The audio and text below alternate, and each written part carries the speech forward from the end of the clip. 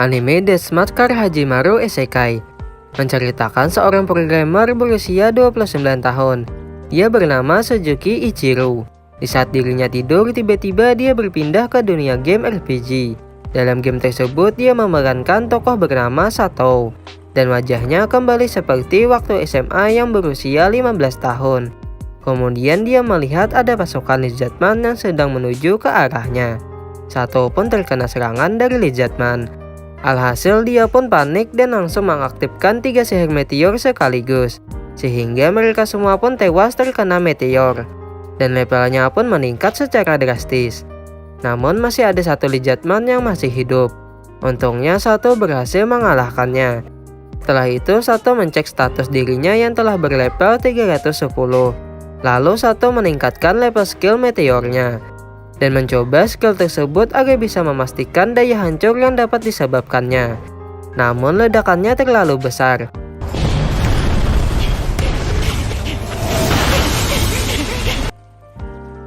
Untungnya Sato berhasil keluar dari tempat tersebut. Setelah itu Sato menggunakan beberapa item yang telah didapatkannya di saat membantai para Lizardman. Tidak hanya itu, Sato juga memperkuat dirinya dengan menambah level skill miliknya. Kemudian Sato berniat pergi ke kerajaan terdekat. Namun dirinya malah ditabrak oleh naga Viper. Untungnya Sato tidak terluka karena dirinya sudah berlevel 310. Lalu naga tersebut langsung kabur setelah dilempar batu oleh Sato. Akan tetapi naga tersebut malah menuju ke prajurit kerajaan. Naga tersebut pun diserang oleh pasukan kerajaan. Lalu ada satu wanita yang menyerang naga tersebut. Namun dirinya malah terpental ke langit. Untungnya Sato pun langsung menyelamatkannya dengan sangat tampan dan berani.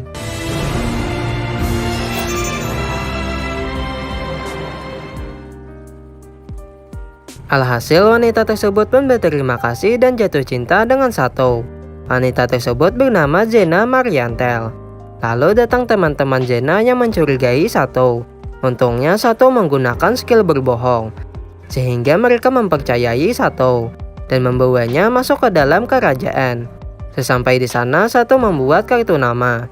Di saat mendaftar, dirinya masih berlevel 1 karena Sato menyembunyikan status aslinya dari orang lain.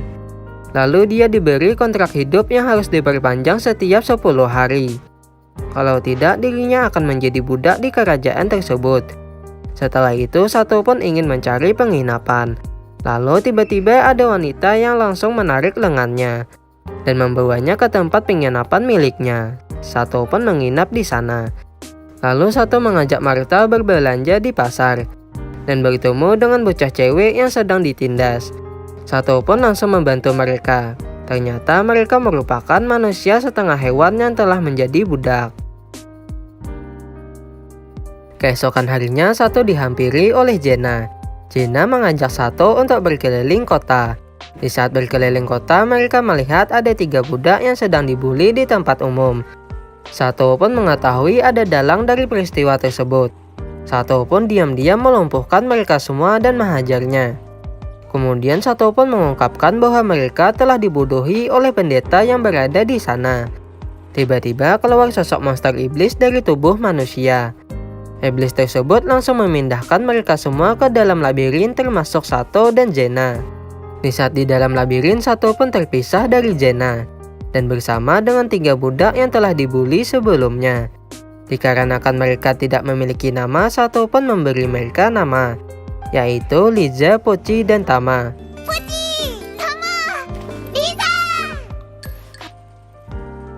Kemudian Sato pun memberikan Liza senjata agar bisa melindungi mereka dari monster labirin.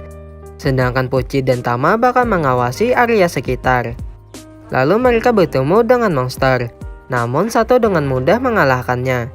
Kemudian Liza mengambil sebuah inti monster tersebut. Ternyata inti monster tersebut bisa dijual. Lalu Sato berniat ingin menaikkan level mereka bertiga agar bisa menjadi lebih kuat. Setelah melewati berbagai rintangan, level mereka pun meningkat dan bertambah kuat. Kemudian mereka bertemu dengan prajurit yang sedang kesulitan melawan monster slime. Namun Sato bersama yang lain dengan mudah mengalahkan monster tersebut. Dan Sato kembali bertemu dengan Zena. Selanjutnya mereka menemukan sebuah peti harta karun. Setelah dibuka ternyata terdapat monster iblis. Iblis tersebut langsung menghipnotis mereka semua agar saling bertarung satu sama lain. Sato pun melumpuhkan Liza, Pucci, dan Tama agar tidak saling bertarung. Lalu tiba-tiba Sato diserang oleh monster dan membuatnya jadi terjatuh ke dalam jurang. Namun dirinya masih bisa selamat. Sato pun kembali ke atas menggunakan samaran agar Sato tidak ketahuan bahwa dirinya sangatlah kuat. Kemudian Sato pun melawan iblis tersebut. Sato pun melemparkan batu ke arahnya dan membuatnya langsung ketar-ketir kena mental. Namun tiba-tiba muncul iblis raksasa yang sangat kuat. Sato pun berhasil melukainya menggunakan sihir api biasa.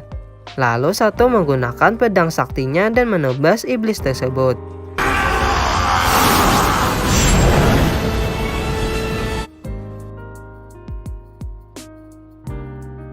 Alhasil Sato berhasil mengalahkannya.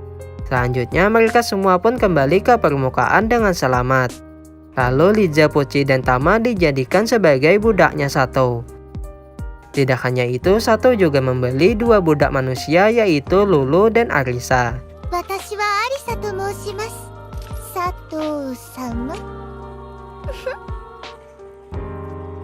Di saat melihat Arisa, Sato pun sedikit mencurigainya. Setelah itu, Sato mengajak mereka semua untuk makan-makan. Dan Sato juga membelikan baju baru ke mereka semua. Kemudian Sato membawa mereka semua ke penginapan. Lalu pemilik penginapan melarang manusia setengah hewan berada di dalam penginapan. Alhasil Liza, Pucci, dan Tama tidur di dalam gudang. Sedangkan Lulu dan Arisa tidur di dalam penginapan bersama Sato. Karena terbiasa menjadi budak, Lulu dan Arisa pun berniat memberikan layanan ramahnya. Namun Sato menolaknya karena merasa tidak tertarik. Kemudian di saat Sato tidur, Arisa malah menyerangnya dan memaksanya dengan skill penggodanya. Namun Sato berhasil sadar dan langsung memerintah Arisa agar tidak menggunakan skillnya lagi. Alasan kenapa Arisa melakukan hal tersebut karena Arisa tertarik dengan Sato. Atau bisa diartikan si Sato ini tipe pria yang diidamkan oleh Arisa. Lalu Arisa memperkenalkan dirinya sebagai seseorang dari Jepang yang telah bereinkarnasi kembali di dunia tersebut. Karena itulah Arisa mengetahui bahwa Sato merupakan orang Jepang juga. Kemudian Sato bertanya kenapa Arisa bisa menjadi budak. Arisa pun menceritakan bahwa dirinya dulu adalah seorang tuan putri. Berkat ingatan dari dunia lamanya membuat kerajaannya menjadi lebih kaya. Namun terdapat seseorang yang telah berkhianat dan membuat kerajaannya jadi hancur. Alhasil Arisa yang merupakan tuan putri pun dipaksa untuk menjadi budak. Setelah itu kerajaan tersebut diserang oleh iblis. Sehingga Arisa bersama Lulu berhasil kabur dan menuju ke dalam hutan. Di saat di dalam hutan mereka dibawa oleh pedagang budak. Keesokan harinya Zena kaget melihat Sato yang sedang tidur bersama Arisa dan Lulu. Sato pun langsung menemuinya agar tidak terjadi kesalahpahaman. Setelah itu Sato mengajak Zena untuk berkencan. Lalu Sato ingin mencari tempat tinggal bersama Zena. Dan mereka bertemu dengan wanita bernama Nadi. Ia mencarikan tempat tinggal yang cocok buat Sato. Namun rata-rata tempatnya tidak disukai oleh Sato. Selanjutnya Sato bersama dengan Zena ingin melihat pertunjukan drama. Drama tersebut menceritakan seorang penyihir yang telah mati menjadi undead dan melakukan balas dendam kepada bangsawan karena telah merebut istrinya dan keluarganya telah dibunuh oleh bangsawan. Karena itulah dirinya membantai para bangsawan.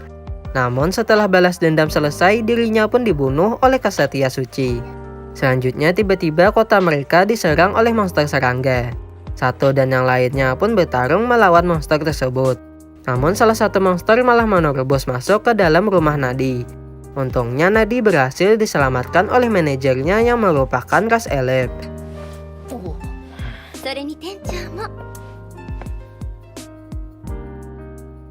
Singkat cerita, para monster berhasil dikalahkan. Kemudian di saat malam hari, Sato berkeliling kota dan bertemu dengan sosok bayangan.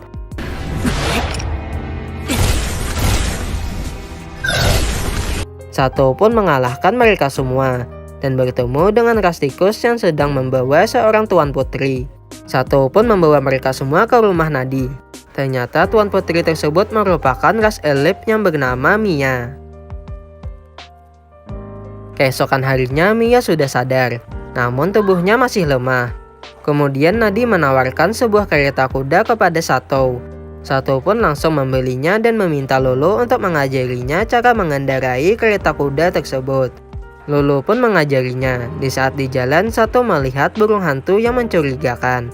Setelah itu, Sato menemui Rusticus yang bernama Mije. Mije pun menceritakan bahwa Mia sedang diincar oleh seorang penyihir misterius. Lalu tiba-tiba muncul penyihir yang berniat ingin menculik Mia. Dia bernama Jen. Sato pun bertarung melawannya. Lalu Arisa menggunakan skill unik dan berhasil melukai Jen. Namun Jen langsung membawa Mia kabur dari sana. Melihat hal itu, Sato pun langsung mengejarnya. Alhasil Sato pun terjebak dalam dimensi bayangan. Akan tetapi Sato berhasil keluar dari dimensi tersebut dan langsung berhadapan dengan Jen. Sayangnya Sato langsung dipindahkan keluar dari labirin.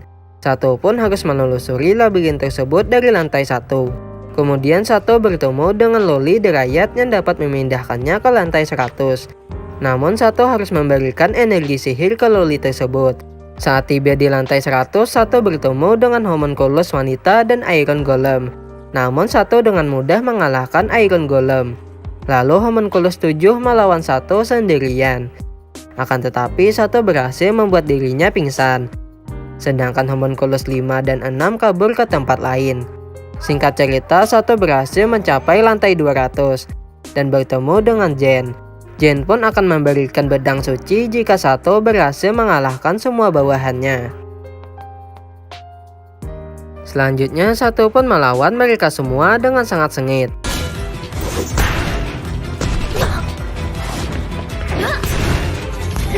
Pada akhirnya Sato berhasil mengalahkan mereka semua.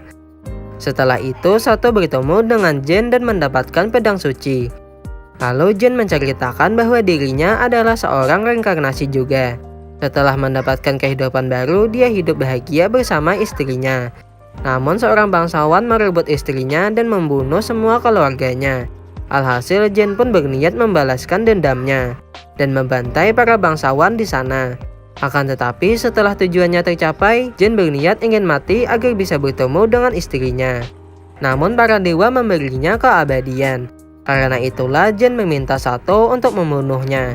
Sato pun langsung membunuhnya.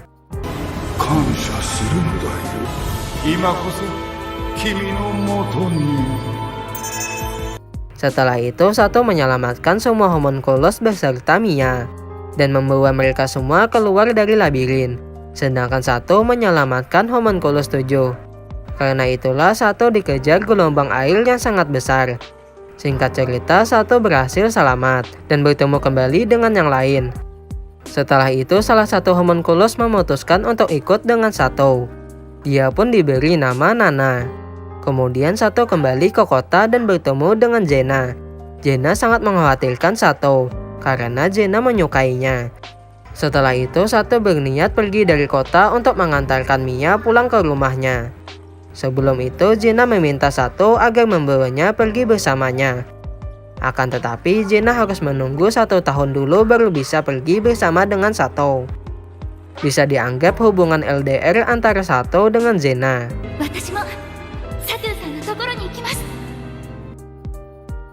Selanjutnya Sato pun mulai mempelajari ilmu sihir.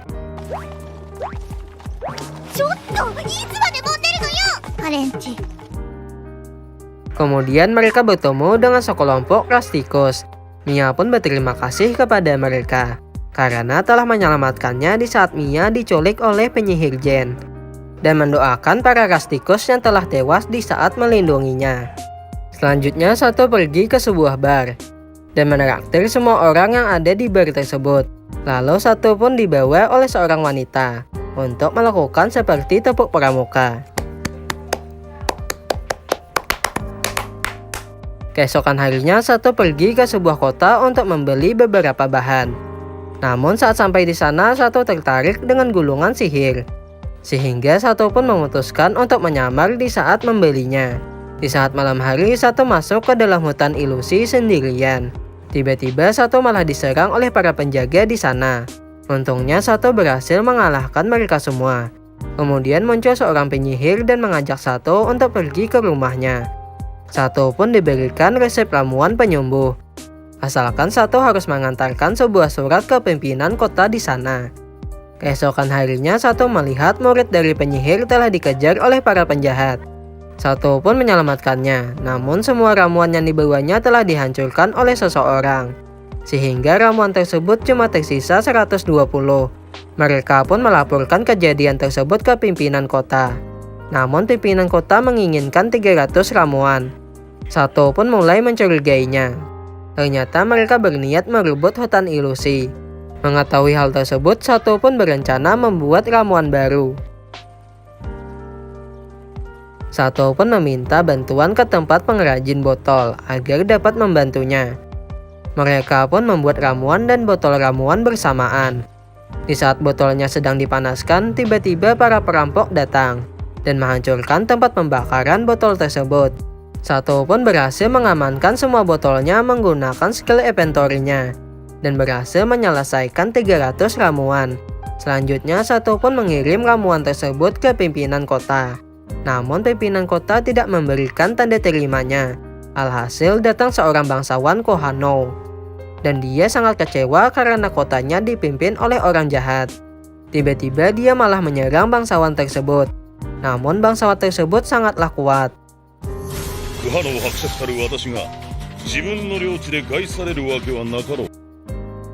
Dan dia berniat membunuh penjahat tersebut. Akan tetapi dia dihentikan oleh Sato. Alhasil penjahat tersebut akan dipenjara.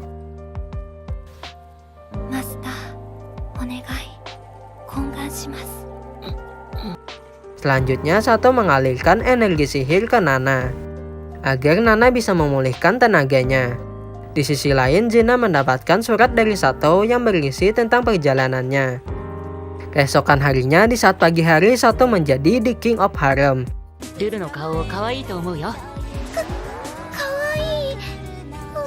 Dan berakhirlah anime Deathmatch Kara Hajimaru Isekai. Well teman-teman, mungkin itu saja. Terima kasih buat kalian semua yang sudah menonton video ini sampai selesai. Sampai jumpa di video selanjutnya.